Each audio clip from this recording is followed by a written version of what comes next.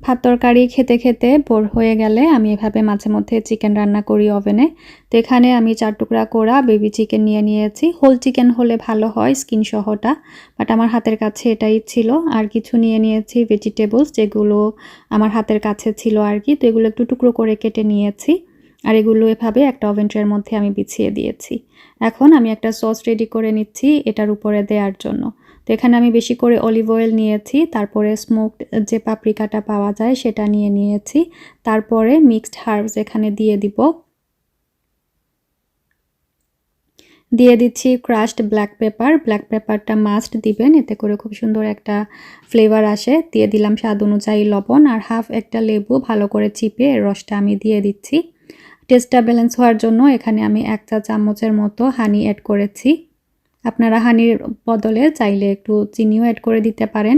তো এই তো আমার ম্যারিনেশনটা রেডি হয়ে গেছে। এখন আমি চিকেনের উপরে আর সবজির উপরে এই ম্যারিনেশনটা দিয়ে খুব ভালো করে মাখিয়ে নিব। চাইলে এটাকে হাফ অ্যান আওয়ারের জন্য ম্যারিনেট করে রাখা যায়, বাট আমি ডাইরেক্ট ওভেনে দিয়ে দেব। তো প্রথমে এটাকে আমি একটা ফয়েল পেপার দিয়ে মুড়িয়ে হাফ অ্যান আওয়ারের মতো রান্না করেছি 180তে দিয়ে। আর তারপরে এটার কভারটা খুলে আমি আরও 20 মিনিটের জন্য আর কি রান্না করেছি। ব্যাস আমার চিকেন আর ভেজিটেবলস একদম রেডি হয়ে গেছে। যে কোনো গ্রেভির সাথে সালাদের সাথে খেতে এই চিকেনটা খুবই মজা লাগে। বাসায় ট্রাই করে দেখতে পারেন।